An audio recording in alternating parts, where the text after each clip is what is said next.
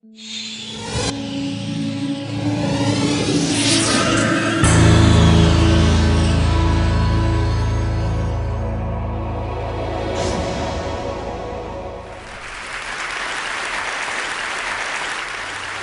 I begin with an advertisement inspired by George Orwell that Apple ran in 1984.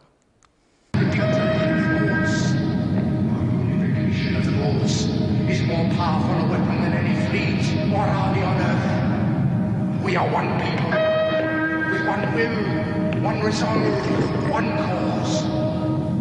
Our enemies shall talk themselves to death, and we will bury them with their own confusion. We shall prevail. On January 24th, Apple Computer will introduce Macintosh. And you'll see why 1984 won't be like 1984. So the underlying message of this video remains very powerful even today. Technology created by innovative companies will set us all free. Fast forward more than 2 decades, Apple launches the iPhone in China and censors the Dalai Lama app, along with several other politically sensitive applications at the request of the Chinese government for its Chinese App Store. The American political cartoonist Mark Fiore also had his satire application censored in the United States because some of Apple's staff were concerned it would be offensive to some groups. His app wasn't reinstated until he won the Pulitzer Prize. The German magazine Stern, a news magazine, had its app censored because the Apple nannies deemed it to be a little bit too racy for their users. And despite the fact that this magazine is perfectly legal for sale on newsstands throughout Germany. And more controversially, recently, Apple censored a Palestinian protest app after the Israeli government voiced concerns that it might be used to organize violent attacks. So here's the thing. We have a situation where private companies are applying censorship standards that are often quite arbitrary and generally more narrow than the free speech constitutional standards that we have in democracies, or they're responding to censorship requests by authoritarian regimes that do not reflect consent of the governed, or they're responding to requests and concerns by governments that have no jurisdiction over many or most of the users and viewers who are interacting with the content in question. So here's the situation. In the pre-internet world, the sovereignty over our physical freedoms, or lack thereof, was controlled almost entirely by nation states. But now we have this new layer of private sovereignty in cyberspace, and their decisions about software coding, engineering, design, terms of service all act as a kind of law that shapes what we can and cannot do with our digital lives. And their sovereignties, cross-cutting, globally interlinked, can in some ways challenge the sovereignties of nation states in very exciting ways, but sometimes also act to project and extend it at a time when control over what people can and cannot do with information has more effect than ever on the exercise of power in our physical world. After all, even the leader of the free world needs a little help from the Sultan of Facebookistan if he wants to get reelected next year. And these platforms were certainly very helpful to activists in Tunisia and Egypt this past spring and beyond, as Wael Ghonim, the Google Egyptian executive by day, secret Facebook activist by night, famously said to CNN after Mubarak stepped down, "If you want to liberate a society, just give them the internet." But overthrowing a government is one thing, and building a stable democracy is a bit more complicated. On the left there is a photo taken by an Egyptian activist who was part of the storming of the Egyptian state security offices in March, and many of the agents shredded as many documents as they could and left them behind in piles, but some of the files were left behind intact, and activists, some of them, found their own surveillance dossiers full of transcripts of their email exchange exchanges, their cell phone text message exchanges, even Skype conversations. And one activist actually found a contract from a Western company for the sale of surveillance technology to the Egyptian security forces. And Egyptian activists are assuming that these technologies for surveillance are still being used by the transitional authorities running the networks there. And in Tunisia, censorship actually began to return in May, not nearly as extensively as under President Ben Ali, but you'll see here a block page of what happens when you try to reach certain Facebook pages and some other websites that the transitional authorities have determined might incite violence. In protest over this, blogger Slim Amamou, who had been jailed under Ben Ali and then became part of the transitional government after the revolution, he resigned in protest from the cabinet. But there's been a lot of debate in Tunisia about how to handle this kind of problem. In fact, on Twitter, there were a number of people who were supportive of the revolution who said, well, actually, you know, we do want democracy and free expression, but there is some kinds of speech that need to be off bounds because it's too violent and might be destabilizing for our democracy. But the problem is, how do you decide who is empowered to make these decisions? And how do you make sure that they do not abuse their power? As Riyad Gerfali, the veteran digital activist from Tunisia, remarked over this incident, before things were simple. You had the good guys on one side and the bad guys on the other. Today, things are a lot more subtle. Welcome to democracy, our Tunisian and Egyptian friends. The reality is that even in democratic societies today, we do not have good answers for how you balance the need for security and law enforcement on one hand and protection of civil liberties and free speech on the other in our digital networks. In fact, in the United States, whatever you may think of Julian Assange, even people who are not necessarily big fans of his are very concerned about the way in which the United States government and some companies have handled WikiLeaks.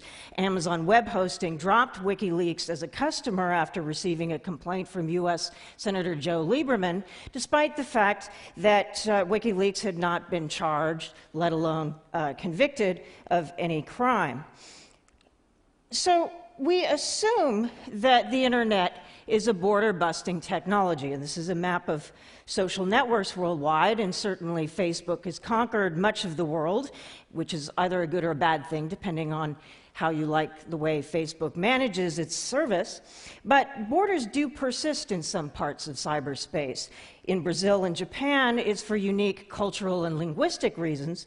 But if you look at China, Vietnam, and a number of the former Soviet states, what's happening there is more troubling. You have a situation where the relationship between government and local social networking companies is creating a situation where effectively the empowering potential of these platforms is being constrained because of these relationships between companies and government.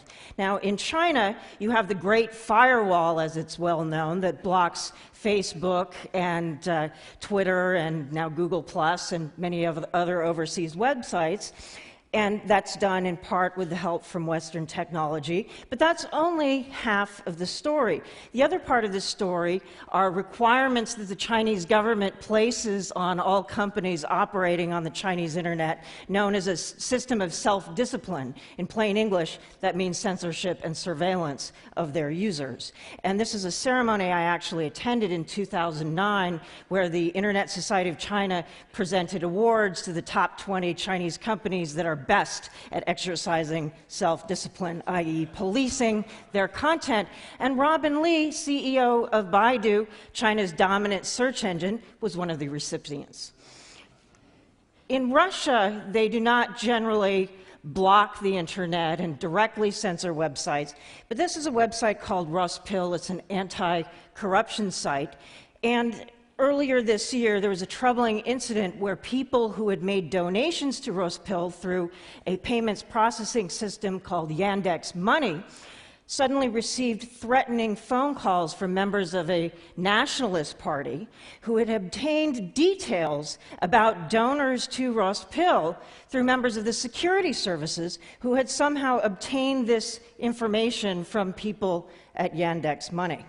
This has a chilling effect on people's ability to use the internet to hold government accountable.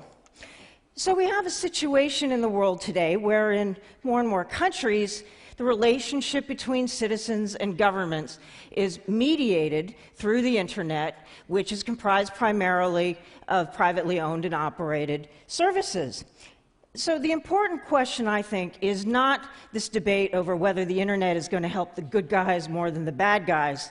Of course, it's going to empower whoever is most skilled at using the technology and best understands the internet in comparison with whoever their adversary is. The most urgent question we need to be asking today is how do we make sure that the internet evolves in a citizen-centric manner? Because I think all of you will agree that the only legitimate purpose of government is to serve citizens. And I would argue that the only legitimate purpose of technology is to improve our lives, not to manipulate or enslave us. So the question is, we know how to hold government accountable. We don't necessarily always do it very well, but we have a sense of what the models are politically and institutionally to do that. How do you hold the sovereigns of cyberspace accountable to the public interest when most CEOs argue that their main obligation is to maximize shareholder profit?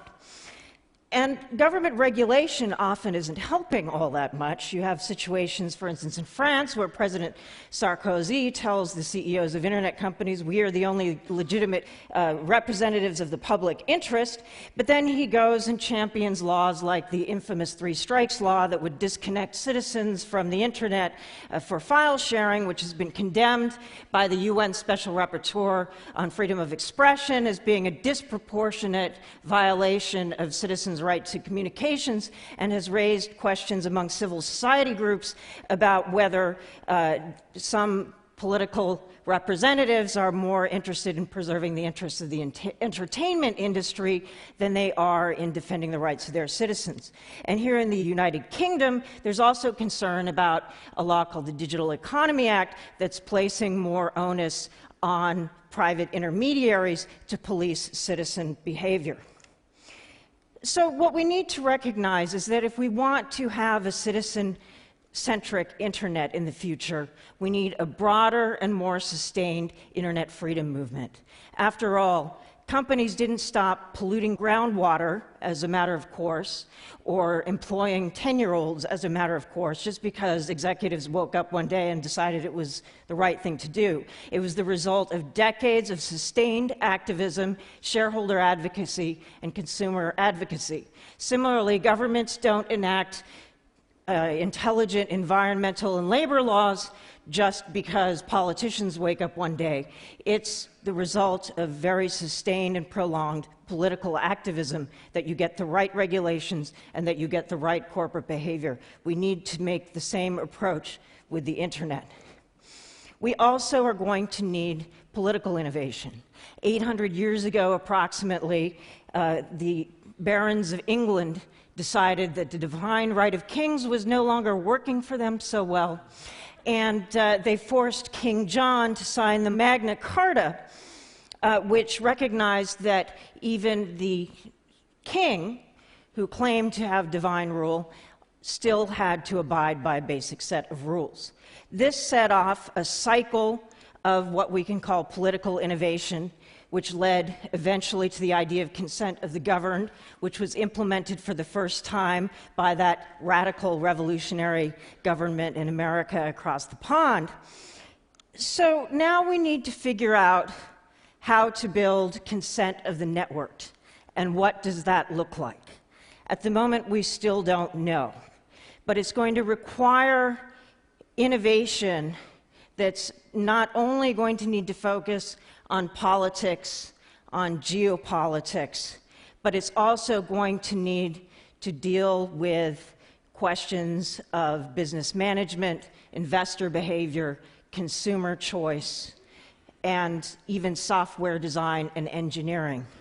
Each and every one of us has a vital part to play in building the kind of world in which government and technology serve the world's people and not the other way around. Thank you very much.